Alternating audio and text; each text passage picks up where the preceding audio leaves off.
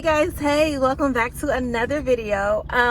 Today is an exciting day. Number one, I finally have my hair done on camera, so yay, say no. But number two, I am turning in this car today. I am so done with this car. I don't have to put any more gas in it. I'm not washing it. Like, I am done. I'm going to turn it into Kia today, and the plan is to go pick out a new car as well today. So I'm so excited. Hey guys, so I am at the Kia dealer. Look at my dad. I'm recording. You recording what? For my YouTube channel. What's up? So I'm at the Kia dealership. I'm coming down to turn in my car. So this is the last time I will be seeing this car forever. I know, I was so scared that I was gonna get into like an accident, like before I get into my new car. Hey guys. So guys, this is my Kia and my mom, and we're getting rid of it today. Okay, we're getting rid of it, so we can gonna turn it in, and then we're gonna look for a new car. Na na na na, hey hey hey, goodbye. I know, right? So I'm looking at this Honda 2019. This is noise. Take it out if you want. I'll grab a tag for you, okay? Okay, sounds good.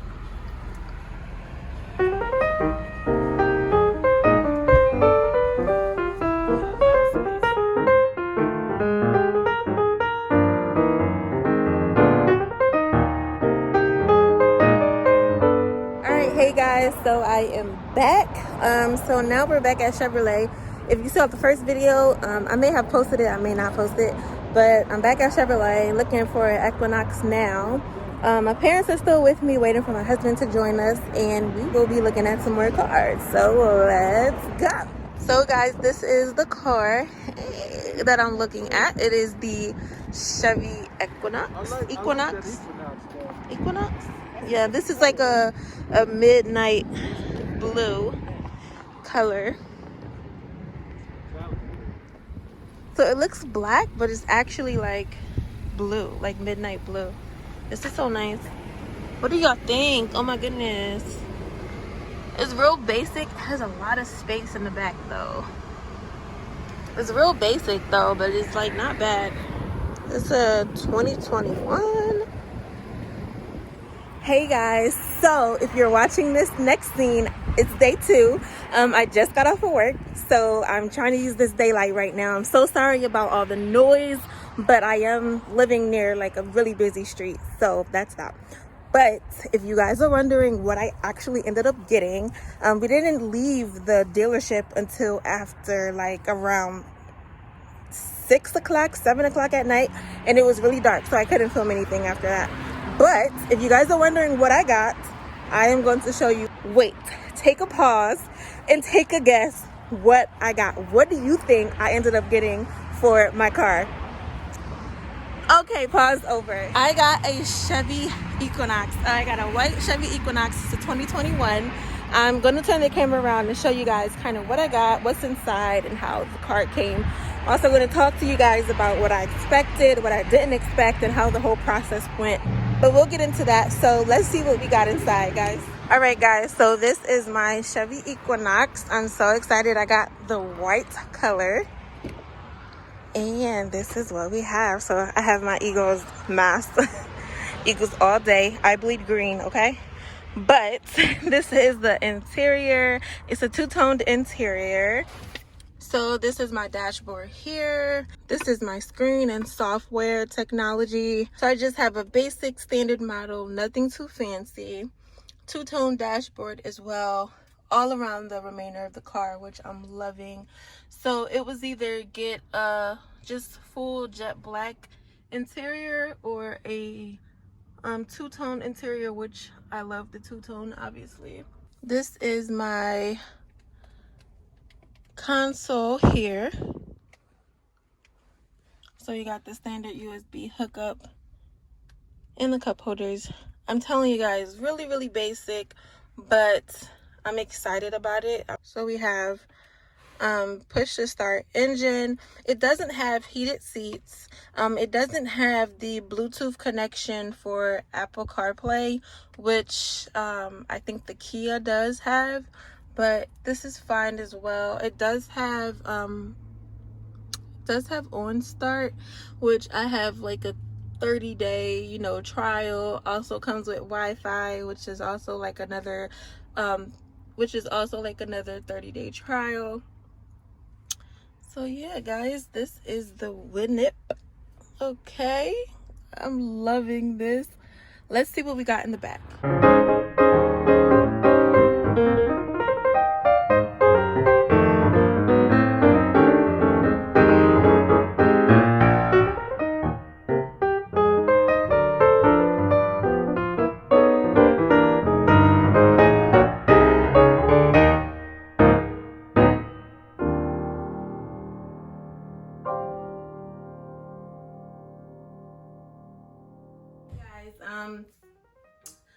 So I just wanted to kind of talk to you guys about the whole process, about how I feel about the car, how this all happened. So a couple facts about me. I am 28 years old. I have been driving since I was 17 years old. I've had my own car since I was 18 years old, or I've had a car to drive myself since I was 18 years old. However, I have not had a car in my name until right now. So I've never financed a car in my name. I've never leased a car in my name. I've never bought out a car in my name until yesterday. So I'm like almost officially grown up now. So in the past, I did get like 2 cars that we just kind of bought used from a private owner. I paid for it, but obviously the car was in my mother's name. The last 2 cars I had were leases from Kia. So I had 2 Kias that were leased again in my mother's name. I've paid the monthly bill for the lease. However, the car was still in my mother's name. So if you don't know, my lease was up this month in March, so it was time to make a decision to either lease again or to finance a car. Obviously, I do not want to lease again. I put a lot of money into the lease that I had previously, and if you know anything about leases, you're only renting a car. Any large maintenance that needs to be done with the car, you either have that through like a coupon agreement or a discount agreement with the company, or you have to come out of pocket for it. Any damages to the car, any accidents, any wear and tear, you have to come out of pocket for it. So brakes, tires, I had to pay for. Accidents, I had to pay for. Despite my insurance, I had to pay deductibles and things like that. Sometimes repairs on the car wasn't even worth getting my insurance involved because insurance required a $750 deductible. So some of those repairs weren't even worth it. And it required a deductible per claim, not in per year like medical insurance is, but it's per claim. So it wasn't worth it. So obviously I wanted to finance a car. The whole big issue that I had was the lease was in my mother's name, but I wanted to go and trade that car in. So again, for a lease, if you don't know anything about a lease, you are renting a car, like I said, but you are responsible for any mileage that you go over for the agreement. My agreement was, or my mother's agreement was 12,000 miles per year. We had it for 4 years. So that was about 48,000 miles per year. So if you went over 48,000 miles by the end of the lease agreement, you are responsible for the remainder of those miles. The main reason for that is once you're done leasing a car, they want to sell it, and they want to sell it to another owner. They don't want to sell I had a 2017. They don't want to sell a 2017 with obscene amount of miles on it, which I understand. However, it just becomes a lot. You agree to the terms. Those are the terms that they said. It's their rules. They can do what they want. But those are the terms that you agree to. So it is what it is. So whatever miles, our agreement was whatever miles we go over, the 48,000 miles, you have to pay 25 cents per mile. So I was traveling a lot because I was in such a isolated area and I didn't have anybody around. So, or I didn't have like any close family around, so I was traveling. I also had to drive 80 miles a day to get to work once I got the current position that I am in now. Until we recently moved and now I live closer. But before then, for almost a year, I would say, or probably even a year, I was driving 80 miles a day. Needless to say, I was only allotted 48,000 miles for the entire lease agreement. However, I ended up with 79,000 miles. So if you can do quick math, you know I was going to pay a lot of money in mileage fees alone. I was over about 30,000 miles. So multiplying that by 25 cents, it doesn't sound like it's a lot, but it came out to be a lot. With the fees, with the mileage, damages, repairs, I estimated it to be about $7,000 or more in fees. Now, you can bypass those fees if you choose to buy out the car. If you want to buy out the car, the buyout price for the car was $10,000. So it's either pay $7,000 in fees for a car you're never going to see again, or you can buy out the car for $10,000. I decided originally that I wanted to buy the car out for $10,000 and then ultimately trade it in for $6,000, which was the trade-in value. That way I would only be in the hole for $4,000 versus $7,000. So that was my original goal and plan, but it got a lot of confusion because the car was not in my name. The lease was not in my name. So in order for me to buy out the lease, my mother would have to buy it out first and then I would have to buy it from her, or we would both have to co-sign on the buying out the car and then selling it. And it just got way confusing. So that was X'd out. So the ultimate plan was to just turn in the car, which is what we did. We turned in the Kia, handed in the keys. I plan on taking the hit for that car. So that's going to be minimum $7,000 in the hole. So it was, what kind of car can I get? I need to get a new car, but I also need to make sure that I understand I'm not just paying for whatever new car I get. I also have this $7,000 tag on my purse. So it was either get a new car or get a used car. My husband and I discussed it. We know that this is not going to be my dream car. We're not going to keep this car for forever. We only plan to keep it maximum 5 years. So we were saying, okay, well, let's kind of we need to lower our debt. We need to keep our debt as low as possible. We don't need to take on too much debt. We decided to get a used car. And I said, okay. I looked for used cars. I wanted nothing older than a 2018 and nothing more than 40,000 miles on it. That was my requirements. Wanted a mid-sized SUV. Nothing more than 40,000 miles. Nothing more than $20,000. So that was the requirements.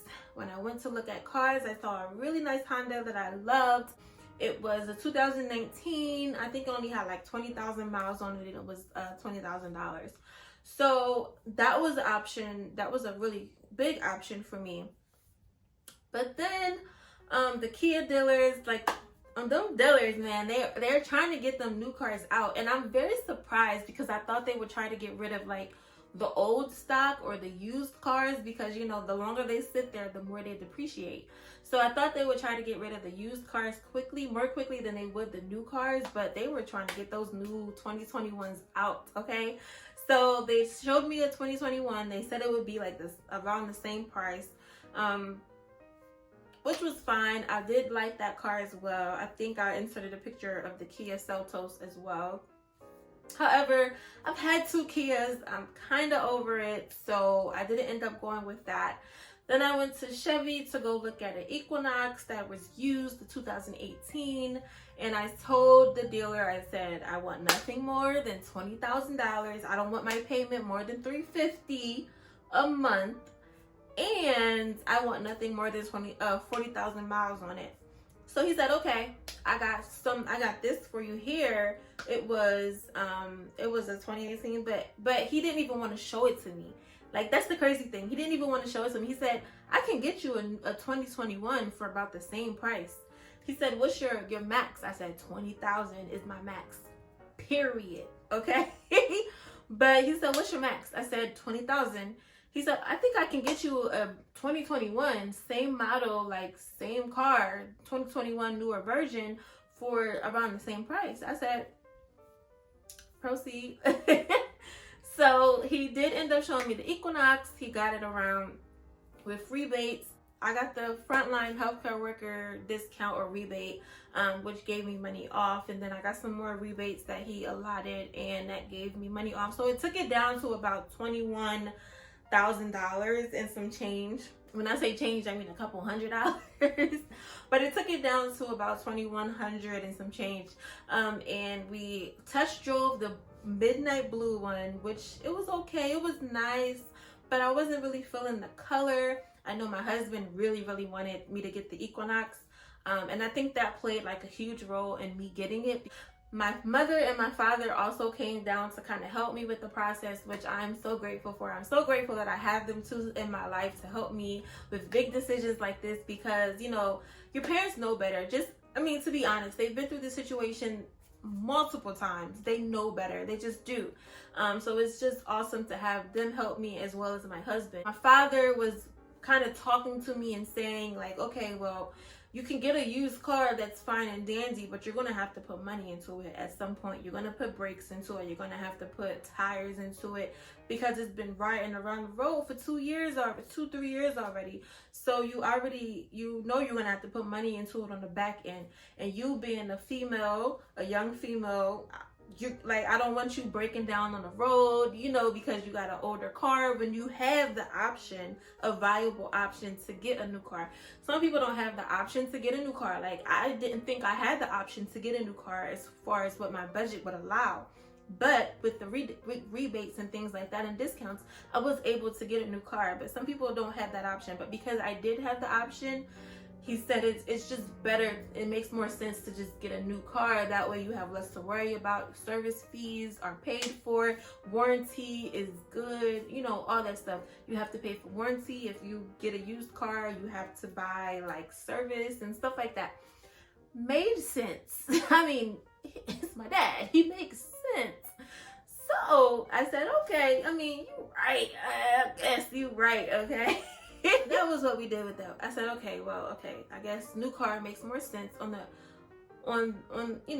back end. Either way, if you think about it, either way, you're gonna pay around the same amount.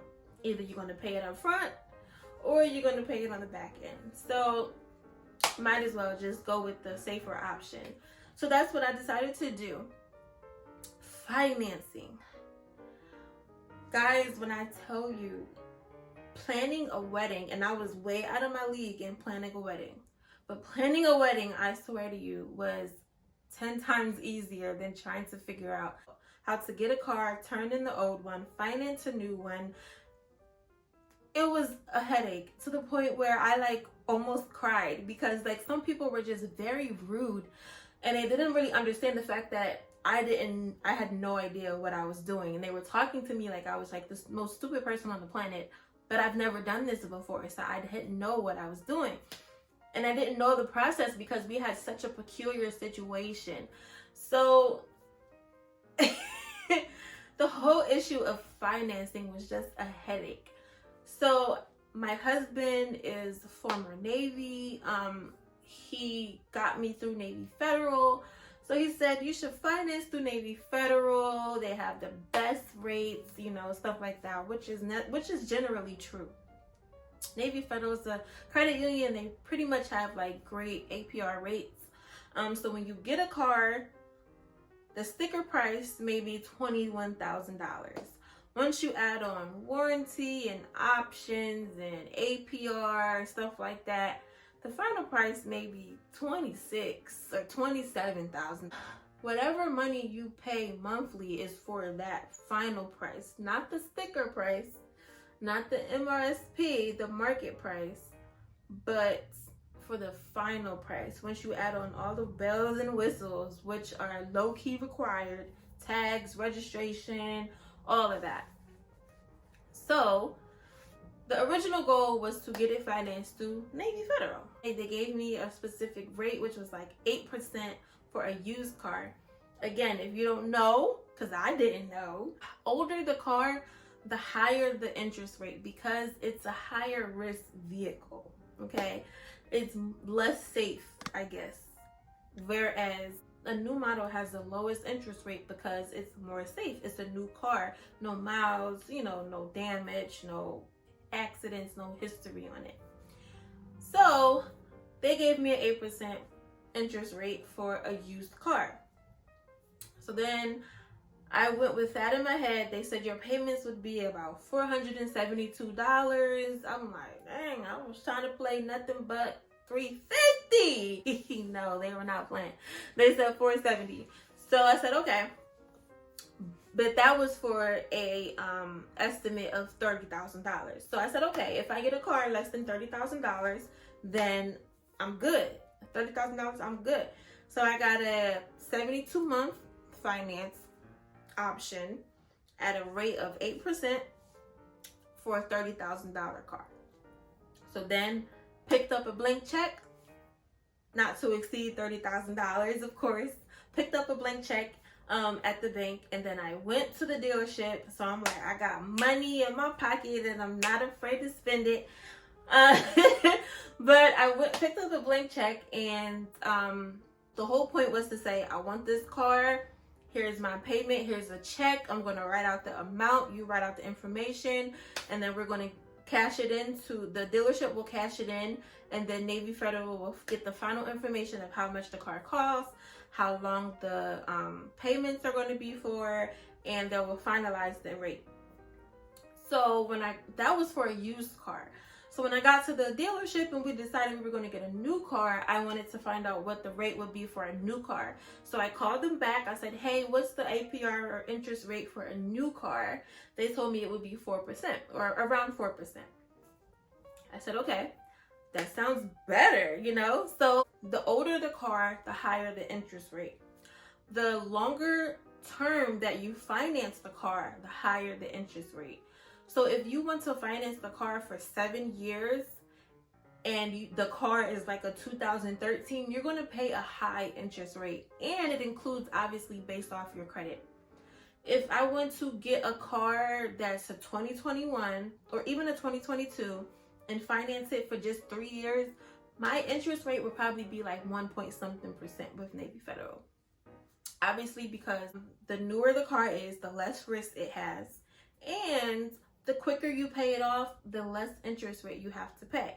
But the quicker you pay it off, the higher your payments will be. So it's more like a give and take. You just kind of have to see what works best for you. I know there's no way that I'm going to pay off a car in 3 years. There could be a possible way, but I don't want to restrict myself to that.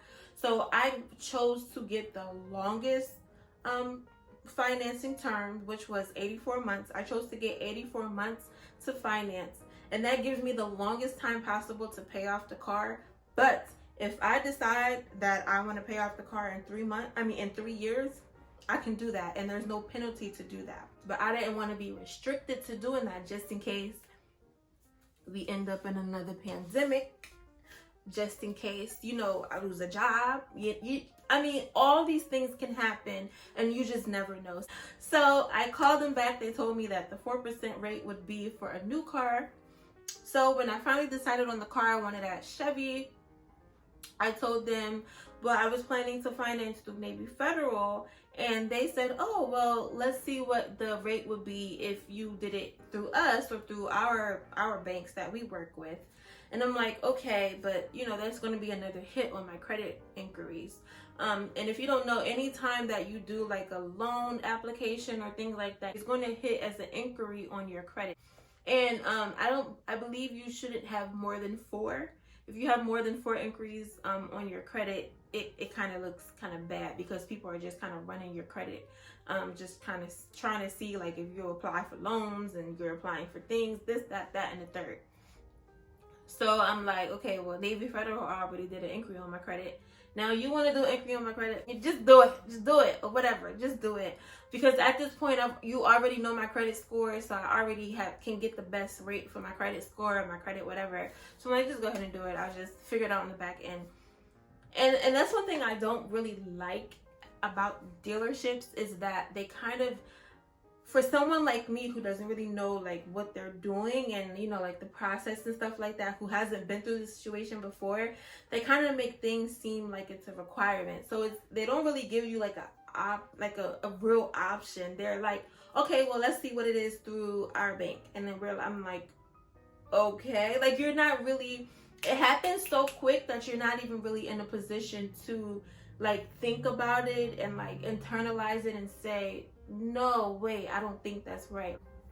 So we went through the application route to see how much the payments and the rate would be with my with their bank, and they actually came in at a lower rate, because their number one goal is to beat whatever rate that I get from another company. So the lady told me, oh yes, we usually beat Navy Federal's rates. And I was like, okay, I don't care. But but they only went like 1 point, if that. No, they only went like 0.1% below what Navy Federal's rate was, which was fine. I said, okay, well, you know what? I'll go with you. That's fine. My husband, I really just let my husband make the decision. He was like, okay, so we're doing this. What is this for? What is this rate? How does this work? What's the mile? What's the limit? I said, tell me what we want. Cause I'm over it. Honestly, the longer I sat there, the longer we were there, the more documents I had to sign, the more requirements they asked. I was just like, why am I doing this? I was just getting so depressed, because it's just so stressful when you think about these things and you're like, oh, I'm excited to drive a new car. And then they're like, oh yeah, well, you need this warranty and this.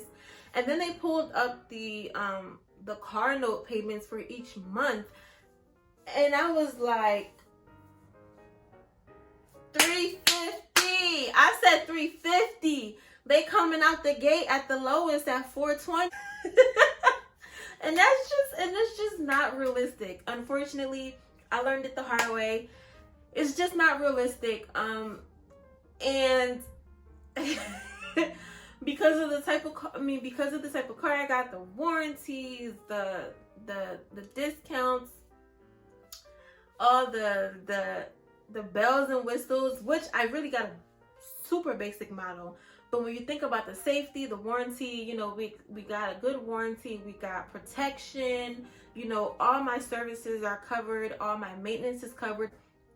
So my windshield is protected. If I get a rock hit at my windshield 3 times a year, it's paid for. I don't have to pay anything out of pocket. It's unlimited fees, no deductible. I mean, it's unlimited services, no deductibles for those services either. And I've put a few $100s in replacing a windshield or 2 windshields already, just because I'm driving on the highway. I decided to go with the safety route, the protection route, you know, all those, you know, great protection options and things like that. That put me at about paying $470 a month. Now, I was just hoping to kind of have some extra money. I'm a very good planner, so I'm very good at planning ahead. I did budget my money for this new car note. I budgeted $500. I knew there was no way that I was going to pay more than $500 for my car note. I budgeted $500 for my car note each month for the remainder of the year, starting this month. And I was just hoping that I could kind of get some of that money back, just have some money to play around with, to pay, you know, for other debts and things like that. But that's just not the case. So we went to $470. I have maybe $30 a month to play with. But I also did not account for the amount of money that I would have to pay for Kia for the lease that I returned and the fees. So I didn't account for the fees that I would have to pay because I was, you know, originally planning to use that car to buy it out and trade it in. Obviously that did not work out, so I will have to go to the drawing board for my payments for the lease fees and for the car, or for the new car note. I do have a little bit of wiggle room money for the car insurance that I allotted. I put about $300 aside each month for car insurance. Turns out it's not going to be that much money, so I do have some money to play around with there. But we'll see. We'll just see how it goes. So yes, I am very excited about driving my new car. No, I am not excited about making those payments, but you know, it is what it is. Life goes on. I need to find a new job. I need to find another job. Well, 3 jobs. I need people to watch this video so that I can get some YouTube checks to pay off this car. That's what I need. So watch, like, subscribe, share, comment this video. No, I'm just playing, but hopefully you enjoyed this this conversation that we're having, because I wish that somebody had sat me down and showed me a video like this, because there's just so many things you just don't expect, you don't think of when you're buying a car, and it is just a lot to deal with. But we did it, we made it, now we just gotta pay for it. Thank you guys so much for watching. I really appreciate it, for all the great comments, the supportive likes and comments and follows. Thank you so much. Please subscribe if you haven't already, you know, so I can pay this car. No, but thank you so much for watching. Bye-bye. Ain't never had a girl like you. When we locked eyes, when you couldn't look away. Ain't never met a girl.